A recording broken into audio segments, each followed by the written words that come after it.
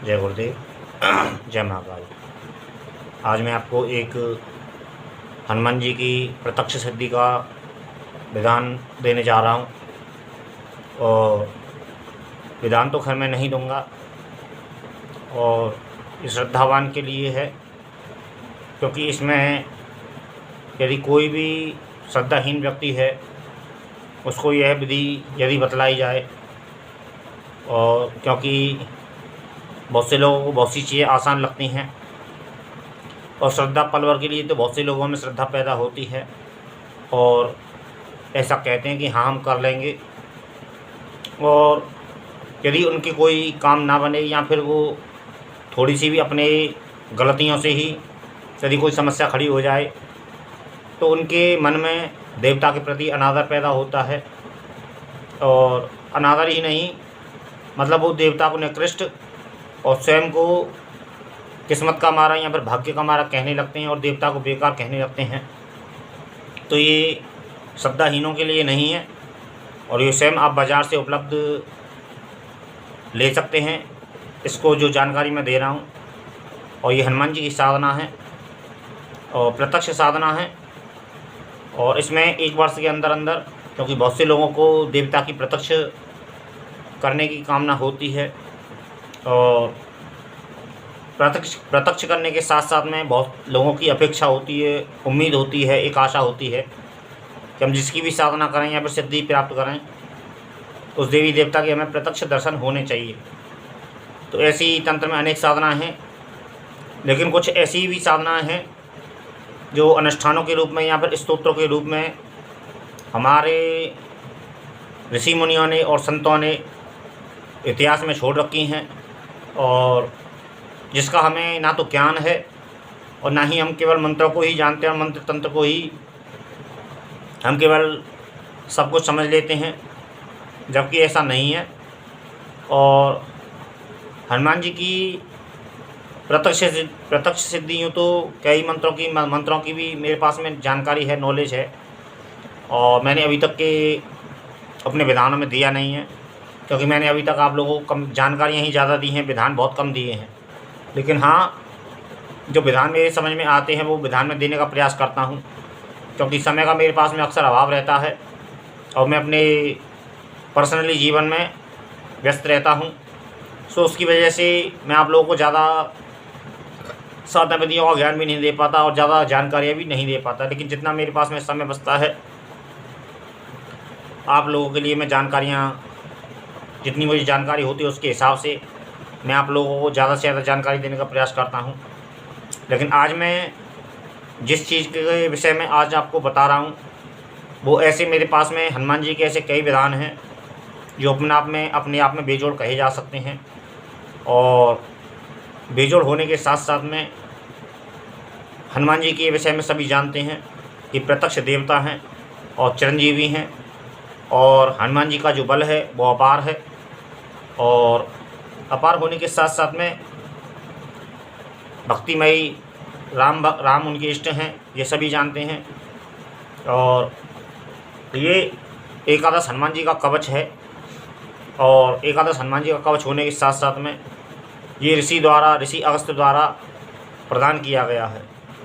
और ऋषि अगस्त्य को आप लोग जो लोग जानते हैं वो लोग तो जानते हैं, जो इतिहास की जानकारी रखते हैं, थोड़ा बहुत शास्त्र पुराणों की जानकारी रखते हैं, वे लोग तो ऋषि अगस्त्य के विषय में जानते हैं। और मैं आपको आज जानकारी दे देता हूँ कि ऋषि अगस्त्य वो ऋषि हैं इस जगत में जिनका अपने इतिहास में और पूर्व में जिनका एक बहुत बड़ा ओहदा है और बहुत बड़ी ख्याति है।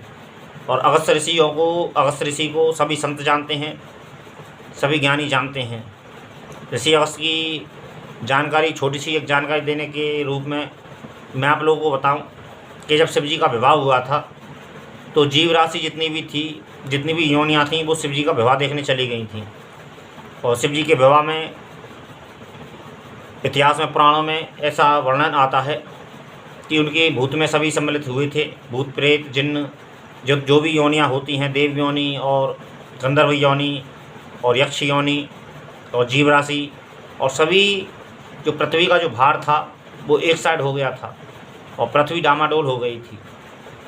तो शिव जी की ही आज्ञा से फिर जब शिव जी को आभास हो गया कि विवाह में बाधा उत्पन्न हो रही है और जब पृथ्वी डामाडोल होने लगी, तो उन्होंने अपने जो उनके गण थे उस वक्त और जो भी उनके संग में थे, जो उनकी समझ से, उन्होंने उनको भेजा और ऋषि अगस्त्य के पास में उन्होंने भेजा। और ऋषि अगस्त्य के भेजने के बाद में उनसे प्रार्थना की कि धरती का जो दूसरा छोर है, क्योंकि आप में ही इतनी सामर्थ्य है और आप में ही इतनी सामर्थ्य है कि इस पृथ्वी के भार को, क्योंकि जीव सारा भार एक साइड हो चुका है शिव जी के विवाह के कारण, तो वहाँ बाधा उत्पन्न हो रही है, तो आप दूसरे छोर पे जाके खड़े हो जाइए। आपके पास में ही इतना तपोबल है जो आप इसे कंट्रोल कर सकते हैं। तो उनकी प्रार्थना पर ऋषि अगस्त्य उस दूसरे छोर पर चले गए, जिससे उस पृथ्वी का बैलेंस हुआ और जिसके बाद में शंकर जी का विवाह संपन्न हुआ था। और एक रामचरितमानस में भी और भी इतिहास में एक जिक्र आता है कि जब कोई असुर था और वो समुद्र में जाके छुप गया था और देवों को उसको मारने में दिक्कत हो रही थी, क्योंकि वो शंख के अंदर छुप गया था। तो देवों ने ऋषि अगस्त्य से ही प्रार्थना की थी कि आप में ही इतना सामर्थ्य है और आप में ही इतना तपोबल है कि आप समुद्र को सुखा सकते हैं। और तो उन्होंने उनसे प्रार्थना की कि हमें उस दैत्य का, उस राक्षस का वध करना है और आप हमारी सहायता कीजिए और आप ही सहायता कर सकते हैं। तो उन्होंने उस समुद्र को अपनी एक अंजलि से उस समुद्र को पी लिया था अपने अंदर अपनी शक्ति से। तो जब समुद्र सूख गया तो उस राक्षस को आभास हो गया कि कहीं जल कहाँ चला गया इसका, और वो शंख के बाहर आ गया और उसने बड़ा अपना स्वरूप कर लिया। तो उसने, जब देवों ने उस राक्षस को और दैत्य को मारा था, जब वो बाहर आ गया था तब उनका मारा था और जल वहीं की वहीं ऋषि अगस्त्य जी ने छोड़ा था और समुद्र द्वारा से वही उसी तरीके से जल से भर गया। और तीसरा जिक्र आता है रामचरितमानस में, जब रावण से युद्ध हो रहा था और जब रावण अपनी मायावी शक्तियों को लेके उतर आया था, जब ऋषि मुनियों को आभास हो गया था कि अब राम जी को सुरक्षा की आवश्यकता है और कवच की आवश्यकता है, तो जब उन्होंने 2-4 कवच उनको, एक तो माता काली का कवच दिया था श्री राम जी को, माता काली का कवच सिद्ध कराया था, और एक आदित्य हृदय स्तोत्र जो आज भी मौजूद है उसको सिद्ध कराया था कि एक ही रात में उसकी सिद्धि कराई थी उन्होंने भगवान श्री राम को। तो जिससे उनकी सुरक्षा हो, क्योंकि वो उनको ऋषियों को अंदाज़ा हो गया था कि अब रावण अपनी मायावी शक्तियों के साथ में युद्ध क्षेत्र में उतर रहा है। तो राम जी को भी एक कवच की आवश्यकता है, क्योंकि राक्षस जो होते हैं और जो असुर जो होते हैं वो अपनी मायावी शक्तियों का प्रयोग अवश्य करते हैं, क्योंकि वो निशाचर होते हैं। तो राम जी से ऐसी उन्होंने प्रार्थना की थी और उनसे आदेश दिया था कि आपको इस समय कवच की आवश्यकता है और इस कवच को आप सिद्ध कीजिए। और एक चौथी जानकारी कि आज हमारे बीच में जो बैटरी हम उपयोग करते हैं, इन्वर्टर वगैरह जो उपयोग करते हैं, उसके भी जो जनक हैं वो श्री ऋषि अगस्त्य ही जनक हैं उसके। तो ये एक अगस्त्य ऋषि का एक छोटा सा विवरण है। तो इसमें उन्होंने इस कवच को अपनी पत्नी से एक बार निवेदन किया था, उनकी पत्नी ने, और उसके विषय में एक थोड़ी सी जो फलश्रुति है उसकी, जो फल के विषय में लिख रखा है कवच का फल क्या है, तो उसकी मैं भी जानकारी आपको दे रहा हूँ। और आप अपनी इच्छा से, स्वेच्छा से आप इस अनुष्ठान को संपन्न कर सकते हैं। और 1 वर्ष का ये अनुष्ठान है हनुमान जी की प्रत्यक्ष सिद्धि के लिए, और हनुमान जी के विषय में सभी जानते हैं। तो मेरे कहने का प्रयास केवल इतना ही है कि और भी मैं आप लोगों को हनुमान जी के और भी अनुष्ठान बताऊंगा। तो ये एक छोटा सा प्रयास है मेरा, क्योंकि बहुत से लोग प्रत्यक्ष सिद्धि के विषय में और एक बड़ी सिद्धि के विषय में जानकारी चाहते हैं। और यदि आप इस सिद्धि को करने में सक्षम हैं और समर्थ हैं और श्रद्धावान हैं आप, तो इस कवच को कर सकते हैं। एकादश हनुमान जी का यह कवच है। एकादश होने का मतलब है 11 मुख जो हनुमान जी के हैं, 11 मुखी हनुमान जी का यह कवच है। इसका एक छोटा सा वर्णन करता हूँ जो उसकी फलश्रुति है, जो मेरे पास में जानकारी है।